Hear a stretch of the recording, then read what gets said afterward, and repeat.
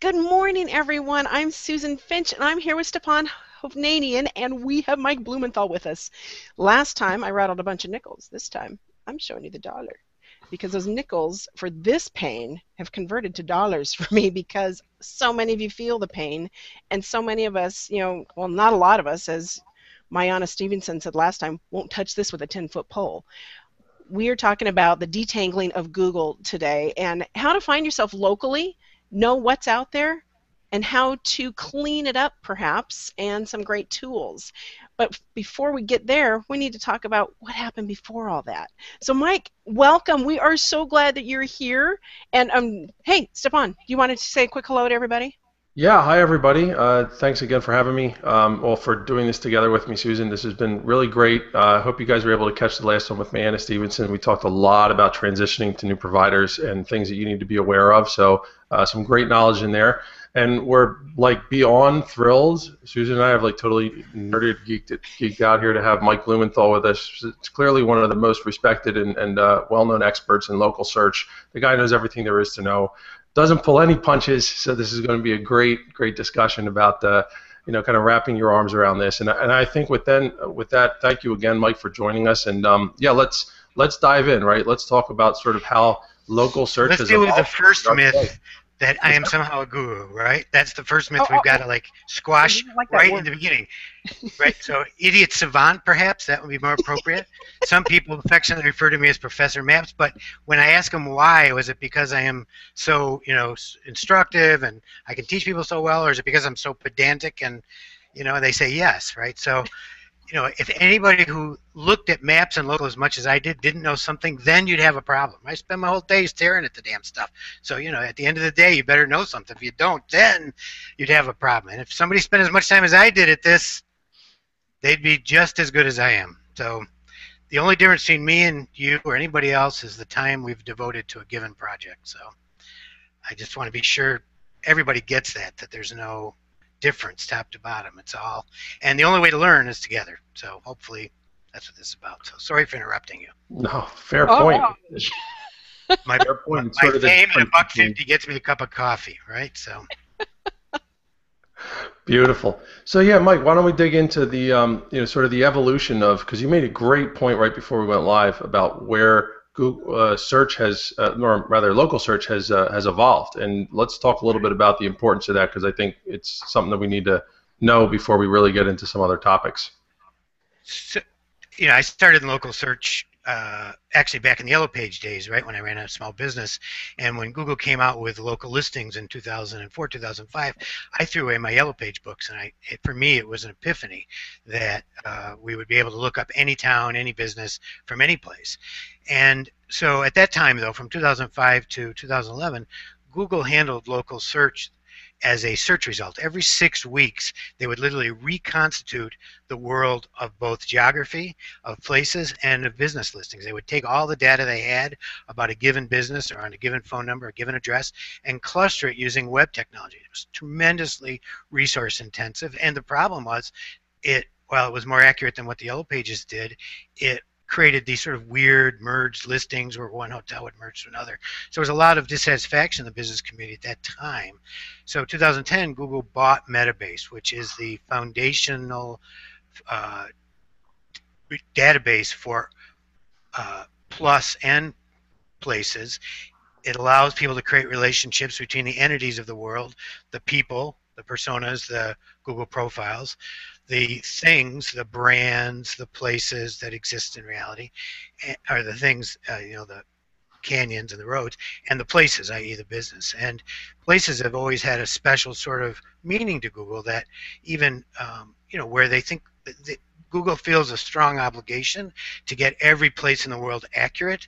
So when they brought places into Plus, you have to remember Maps is a directory environment, Plus is an advertising environment. It's all different sets of rules. So merging these two was a complicated process, and that process has been going on for 2.5 years. And it's one of, from my point of view, even though not pleasant from a business point of view, one of the great technical pivots of all time. I mean, Google basically driving this bus down the road of delivering business listings and search results, changed out the engine, changed out the tires, repainted the damn thing, and even had sort of musical chairs on the bus, all the while moving down the road to get to where we are today, which is pretty near a functional working solution.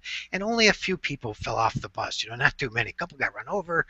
But hopefully they can get back on the bus. But it's an amazing technical pivot to move from a web technology, web search indexing technology, to a database technology, and they had to build all new underlying structures, underlying architecture, all new pipelines to move data into this thing, as well as new user interfaces for businesses to add their data to it.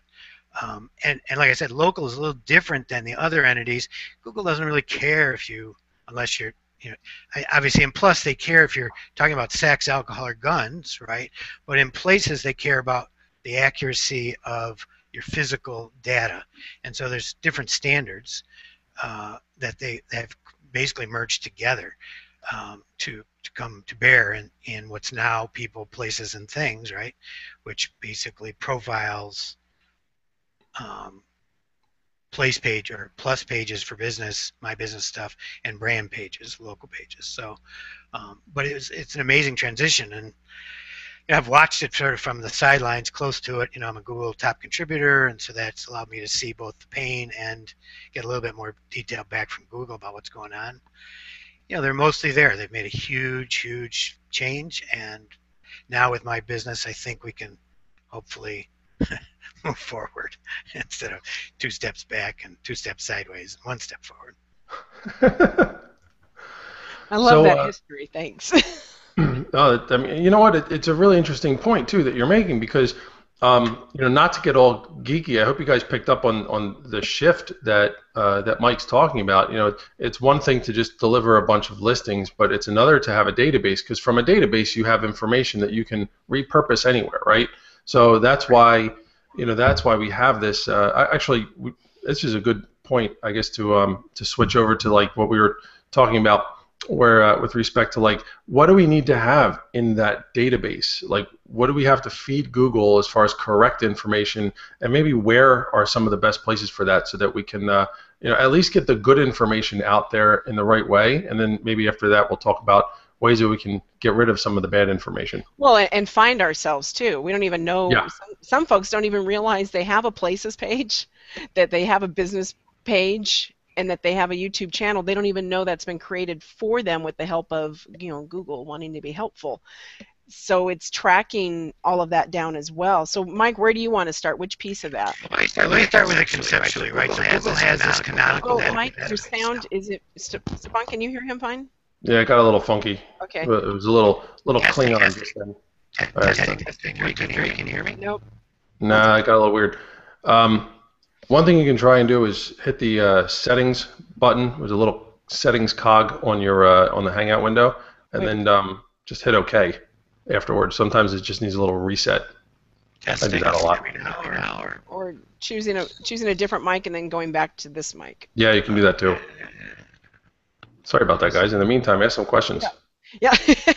Let's see what we can see. Let me pull up some of the comments. But that's the first thing. And there's a gift link in the comment stream, guys, with a PDF, kind of a checklist of where you should be looking to find yourselves and to make that list, so you know what's going on and you know how many places you're out there. Hopefully not too many. Can you hear me now? No. That's a little better. Yeah, that was a little better. Yep. Okay. So Google stores all local data in a database, right? It's this canonical place, and they literally send that data wherever it's needed, right? They send it to Plus for a Plus page. They send it to Maps. They send it out to Glass. They send it to the front page of Google for the 7-pack or the Knowledge Panel. So there's a canonical set of data that sits in a database, and Google basically provides a local as a service to any other Google product that needs it. My Business or Plus or wherever. So local is viewed as a service. It's not really a thing. You don't control that, right? Google perceives this local listing as critical. If they don't believe the information you gave them, they're going to check against other sources. So the way they assemble a local listing is they create what's sort of known as a cluster. They basically buy data from the top tier data providers. These are people who put together lists and verify lists. InfoUSA, which is Express Update, Localese, Axiom, which is mybusinesslisting.myaxiom.com or something. They may also get it from other parties like super pages, but they buy these lists and then they get data from you, and they get data from user generated content that says this place is open, this place is closed, via MapMaker, via Maps. So they have multiple data sources that they use as a primary reference to know that a business exists.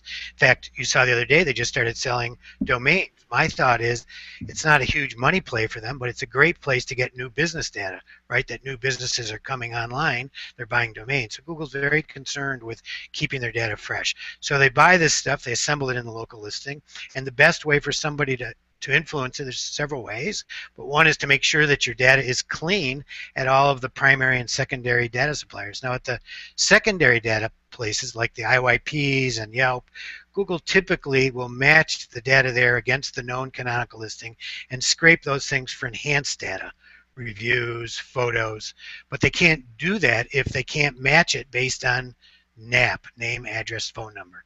So it's really important that for any given location, you have one consistent name, address, and phone number. It means that call tracking numbers have to be used incredibly carefully. Better not to use them if you don't know what you're doing, but they can be used. You have to be used very carefully. But so you really want this consistency. And the problem with the local ecosystem that Google looks at is several issues. One, it's not real time. It's basically sneaker net. It's very slow. Some of these people are moving to real time, like Yext and InfoUSA and Google, but there's still a lot of delays in it.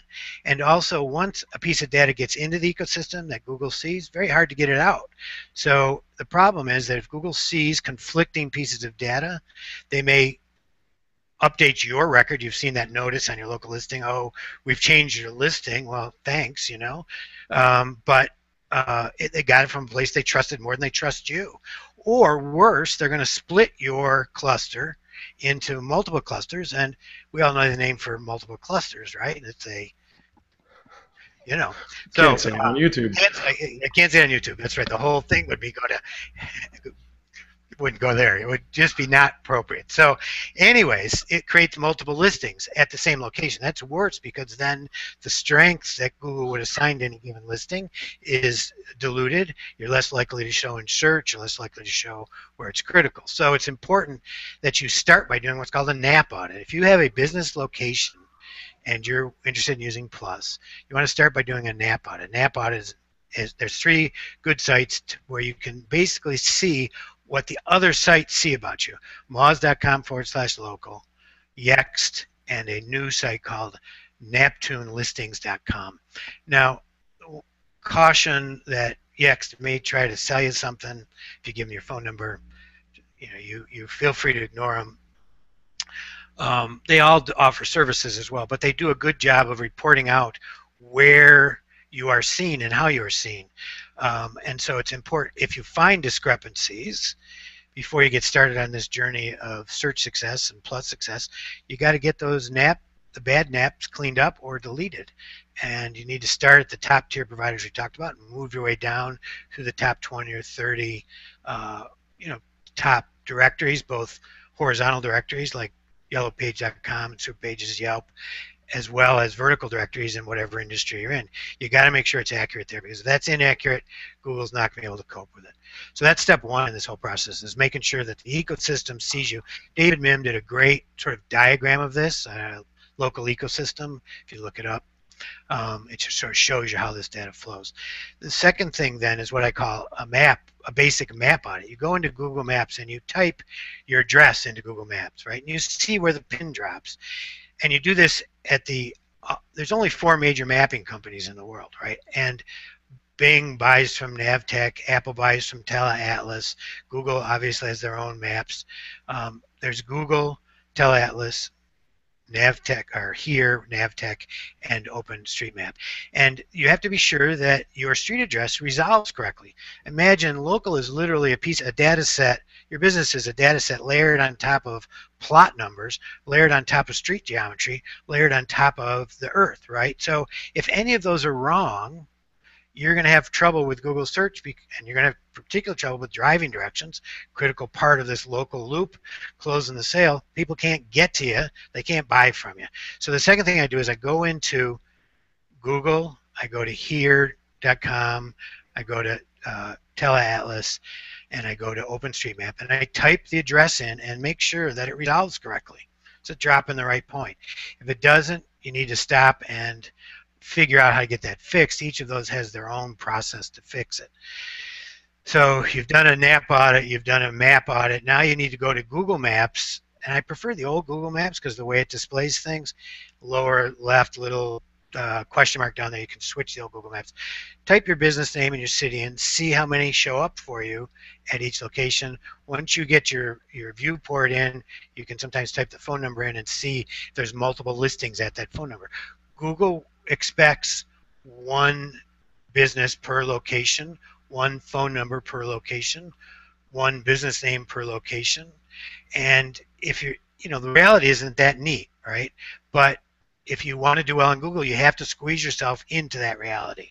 So the third thing to do is to do this sort of map listing audit to see if Google has you.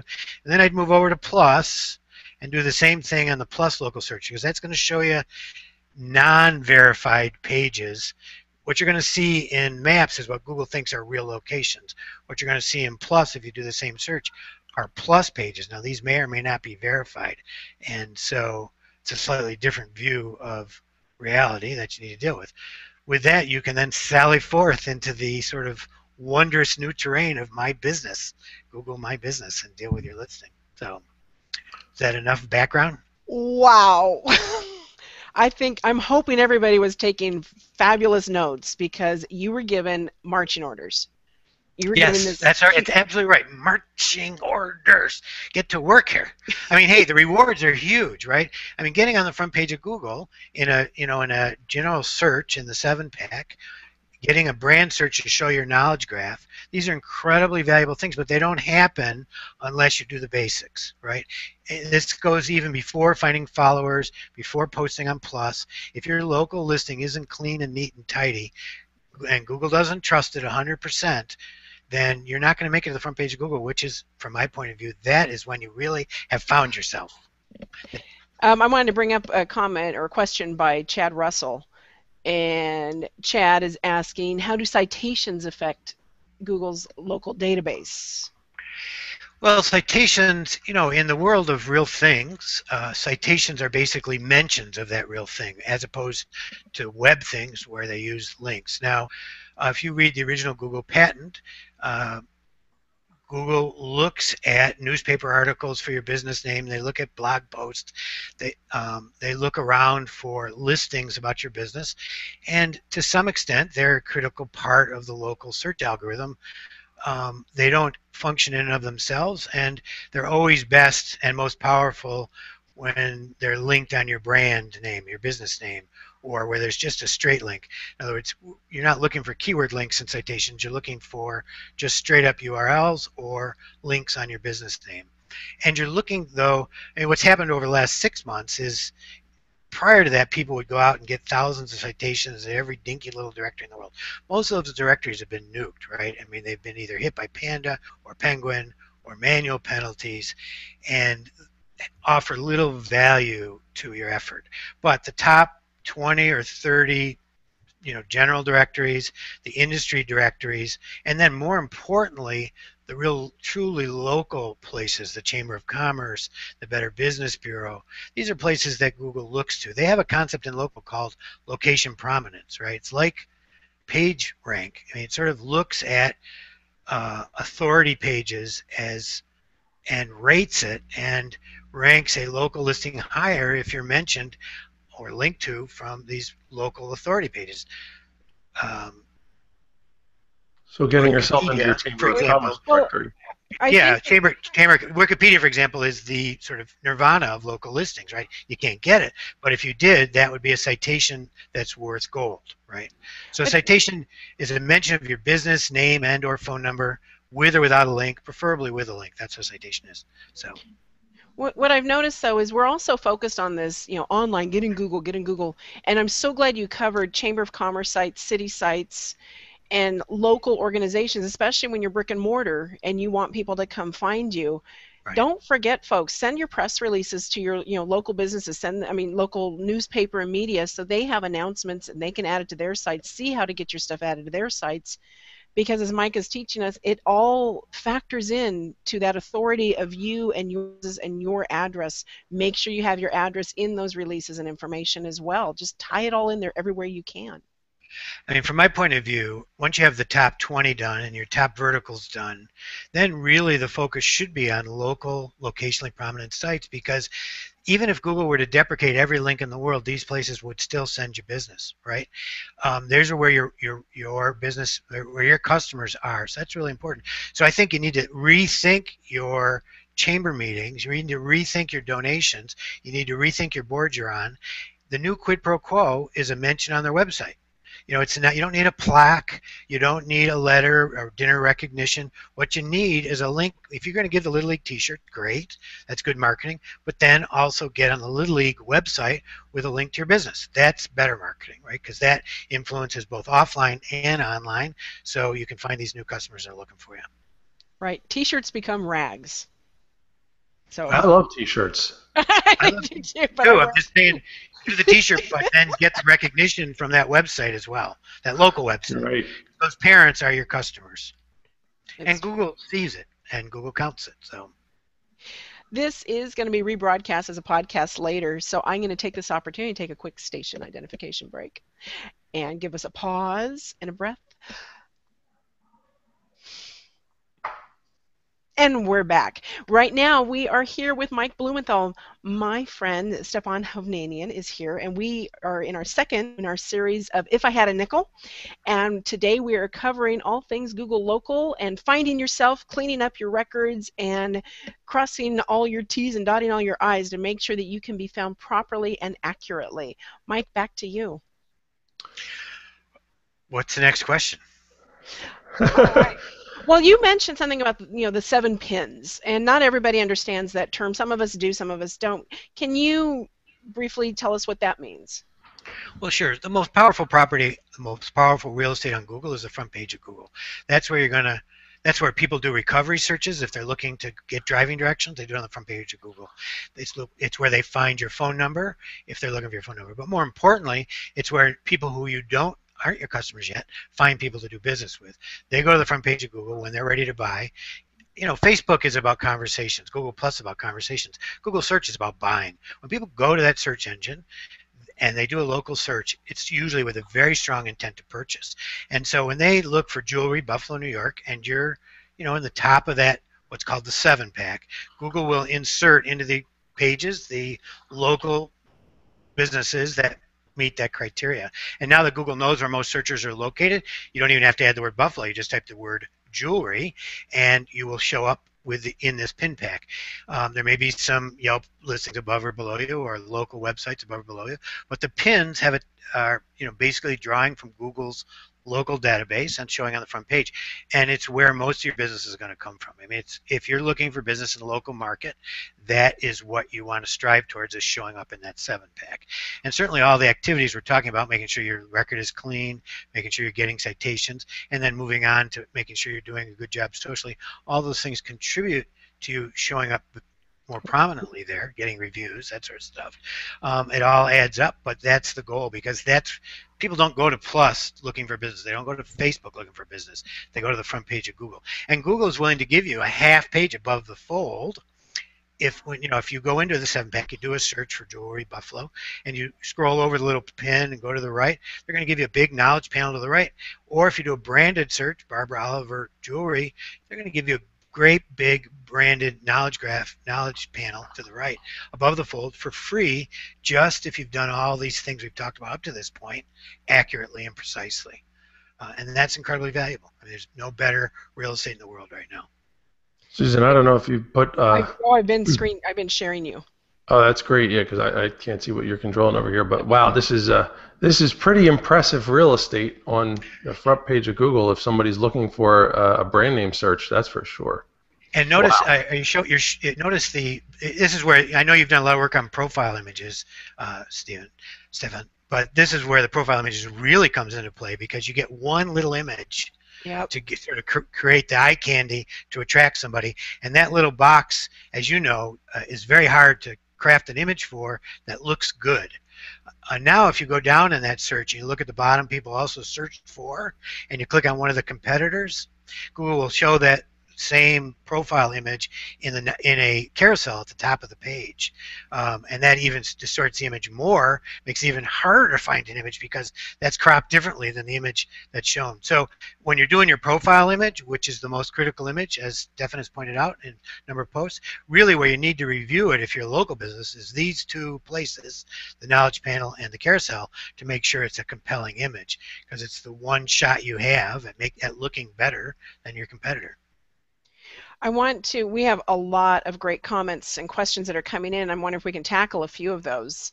Tackle them, yes. Yes. One of them is from Jennifer Mortensen, and she's asking, do reviews on your Google Plus listings factor into rankings?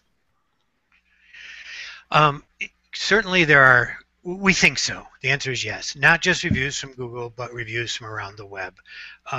It appears that getting 5 or so reviews at Google will give you a certain ranking bump. It appears that getting reviews from around other sites of the web Google looks at will also do something similar. More importantly, though, I mean, I always look at reviews as social testimony that you're doing your job, right? And 76% of searchers look at reviews and trust them even from total strangers. So they're huge affirmation that a searcher who doesn't know you is making the right decision to choose you. So rather than thinking about reviews as something you want to get, you need to, again, think about reviews as something you need to earn. It's much like a link. You don't want to buy it. You want to earn it. If you've earned it, you've done a good job, and you've gotten a review because you've done a good job, that review is sincere, covers your services, that's different than going out and just getting reviews for the sake of rank. You can use reviews for a lot of things. You can use them to track quality over time. You can, help people find you better, know more about your business. Even getting a bad review in that context where somebody explains why you're not right for everybody is actually a good review because it helps you qualify your customers. So I guess I would look at reviews as certainly a ranking factor. I wouldn't look at them as that being the goal, though. The goal is to get happy customers and to get new customers to make happy customers and have those people become your advocates online. That's the goal. And if you do that, you'll get reviews, and you'll get a lot of them. Now, a note on this, there's another recent patent that I've been studying called using driving directions to rank local entities or something like that. And it appears that when Google doesn't have reviews, they use driving directions. Well, that's great, so, and you can imagine that's an alternative. So Google's going to rank it whether they have reviews or not. So I just think you need to take a right-headed approach to reviews and not get too wrapped up in getting them. Some recent research, which I haven't published yet, I queried about 2,000 U.S. American adults how frequently they leave a review for local businesses. 56%, 55% said never. 22% said less than once per year. So what we're talking is 77% of American adults hardly ever leave a review. So getting reviews is hard. It's not an easy project because most people are not inclined. They love reading them. They love looking at them. They're just not inclined to leave them.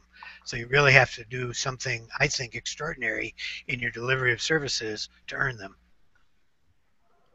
Okay, sorry, wow. I've been pinned. Right. I didn't realize that I was. Let me change that. No, that's all right.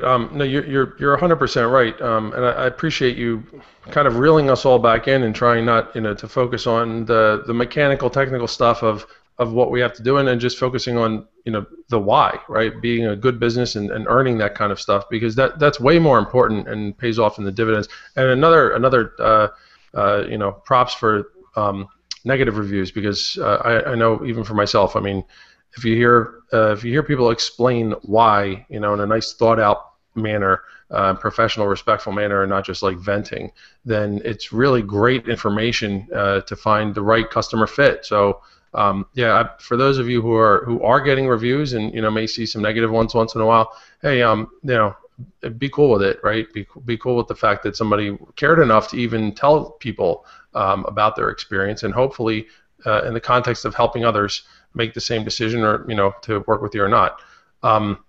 We had a question in here that was I wanted to bring up. It had to do with phone numbers from Nick Rink, right? So, how important is having a separate phone number for each individual business in a single building? And a couple people actually were interested in that. So we touched on it a little bit before. Oops. So let's talk about that too, because phone numbers can get, and suite numbers and Yeah. things like that, especially medical practices, can get confusing. So phone numbers is sort of the key glue that holds a cluster together about a local business. So you have a business name, an address, city, state, suite number possibly. But the distinguishing factor from Google's point of view is the phone number. So in the ideal world, a local phone number is used to represent one local business and one business entity only. Now so if you're in a, and Google understands this, right? So I'm in a building, office building with a lot of lawyers. They're all in the same business. They all have their own offices. They all have their own phone numbers, right? So trying to set up two businesses with one phone number is a death knell. Now, sometimes Google scrapes that data in because that's how it's represented in the ecosystem, and they'll scrape in the doctor as well as the practice with the same phone number. But it becomes problematic when you can do it to a limited extent in some fields, like in the medical field where it's more common. But if you try doing that anything other than doctors, your listing is unlikely to rank. So you have to, ideally, every entity you want to rank in Google, you want to have a unique phone number for. Again, that reality doesn't always meet that criteria, but and you want to answer it as that business, right? In other words, when Google calls and does a quality check, and if you claim to be Beefeater's restaurant, they don't want to hear you answering Beefeater's downtown deli. They want to hear you answering Beefeater's restaurant. So Google does do quality checks, and one of the things they look for is the fact that your phone number matches the name you gave them. So you should have a one-to-one tie as much as possible between a phone number and a name. Now there's a million edge cases, doctors and department stores, but most businesses fall into this situation: one name, one number. I know with addresses, I think Karen and I have been working on a workaround adding a suite number, even if there isn't one. It could be at two different rooms within the same building, but because it's two businesses, two different phone numbers, because they shared one address, it was still causing confusion. And so the question I would have is it really two different businesses? Are they two different legal structures, two different accounting yes. structures, two different DBAs, two different filings for the state? Because a lot of people say, oh, well, I sell pants here and dresses there. Those are departments within business. So I think as long as you really are two different businesses, sometimes Google can keep those straight, sometimes not. The algorithm is kind of like a 3-year-old with bad eyesight. I mean, it can't always distinguish entities clearly from one to the other. And if there's conflicting information coming in from the ecosystem, it may not allow you to separate those. You may have to pick one sometimes, even if that's not reality. But if it is reality and you do have clean naps and clean signals and clean links and clean citations and clean reviews, you can probably do it.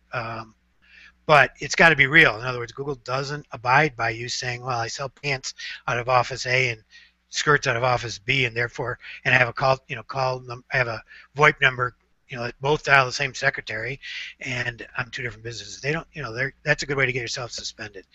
As a note, there's a whole set of rules for Google locations called, I search for them on Places Guidelines, but if you look them up, and these are in addition to your Plus rules. So all the rules you know about Plus, you have to add these rules on top of them. You're held to these rules, and if you don't follow them, your listing will move from a verified local page to an unverified, brand page or whatever.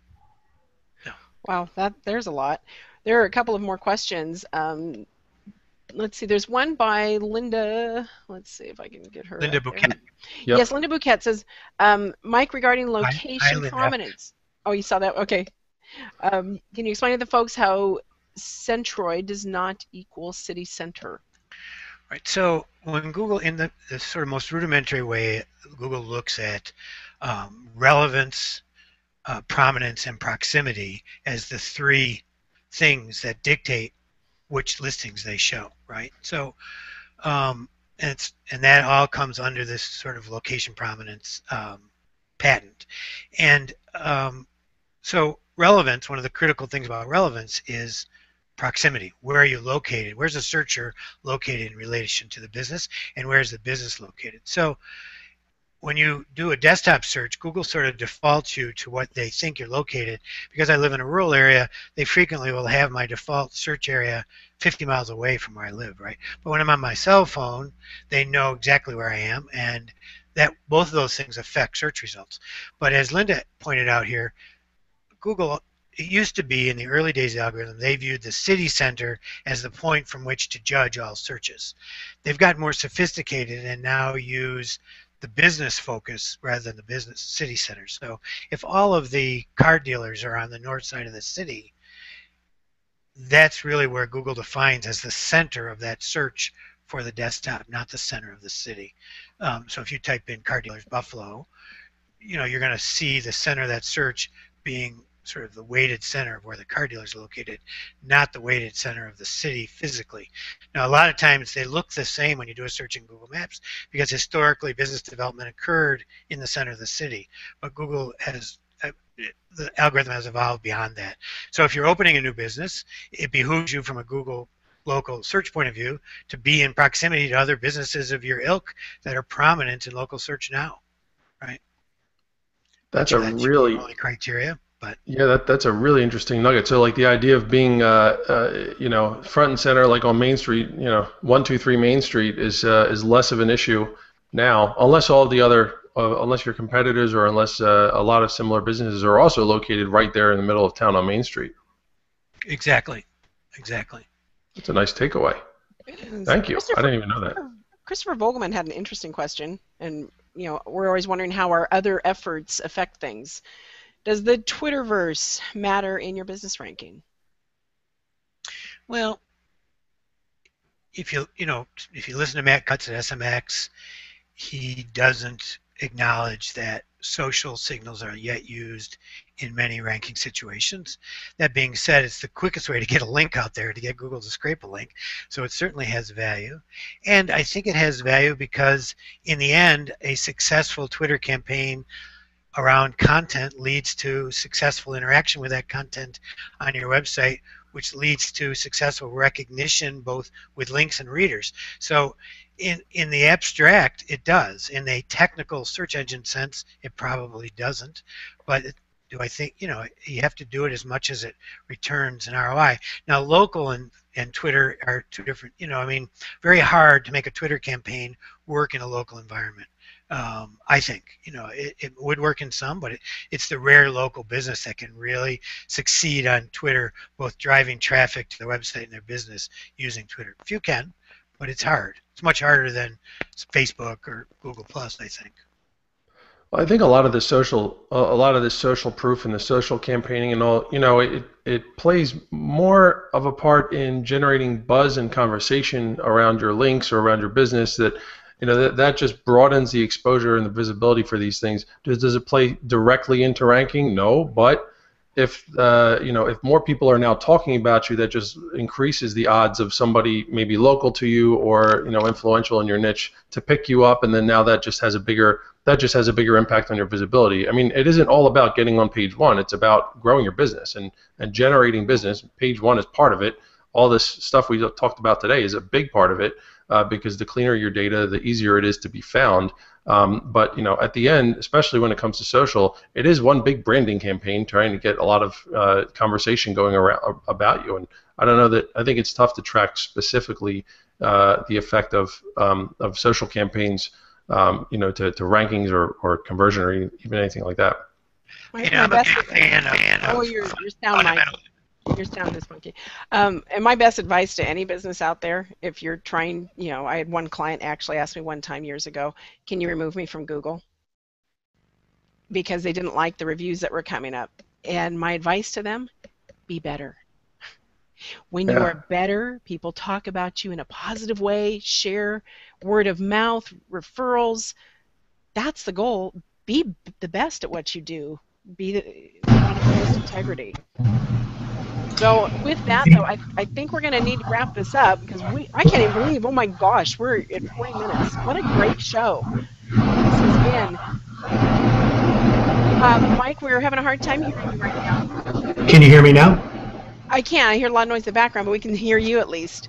So I'm wondering, can you give us how can everybody find you? We want everybody, we put it in the comment stream. I'm going to put it in the details. But we are so Do a glad Google that you're here. search, for Christ's sake. Do a Google search. I That's how you love it. find, right? Isn't That's that how what's everybody gets found these days? that's right. So true. So true. I hang out at local U forums. I hang out on Plus. I hang out on Twitter. I hang out on my blog. Um, those are all places I can be found. My email is mike@blumenthals.com, localu.org, blumenthals.com/blog, plus.google.com/Mike Blumenthal. I'm pretty accessible. I try to make myself accessible. I prefer this. Yeah, just Google you, and Right. we'll have lots of choices wherever we feel like connecting with you. Stepan, how can everybody find you? Yeah, you could do that too. Although you may find my great grandfather, but or references to him. I'm still working on capturing page one for my name, but yeah, I'm here mostly on Google Plus or Twitter at Stepan Hove. Stepan Hove is sort of where I exist socially. That's what the name, the handle I've been trying to claim. But also, real quick though, I want to give a plug, a shameless plug for a service Mike put together called Get Five. I screwed it up, right? Get 5 stars, or Yeah. right? Is that it? So get5stars.com. Go check it out because it's a really unique way to do some best practices for reviews, to get reviews for your business, and it's a really cool product. And that's something Mike's been working on and very excited about. So I just figured, hey, go check it out. And if it's right for you, work on that because, like we were talking about today, reviews are either positive or negative. They're important and they help people make business decisions, and that's what we are all about here, doing business. So that's that. Well, I want to thank everybody who came today. What a wonderful group. And I have to give a special shout out to Linda Bouquet because thank you for all your contributions to the comment stream. There have been a lot of great ones, but she has chimed in and just jumped in and filled in our blanks for us today. So thank you, Linda. I'm Susan Finch. You can find me at SusanFinch.com, plus Susan Finch. Same thing, Google me. The blonde lady in New York is not me. That's the voice coach. I am Susan Finch with the dark hair and the web developer. So we look forward to seeing you at our next If I Had a Nickel, and we will keep you posted as to what's coming up with that episode soon. Check out our past episode. It's in the details. Ask us any questions down below. We'll be tackling the comments over the next day or so. Thank you again. We are so glad you joined us. Bye, everybody. Bye.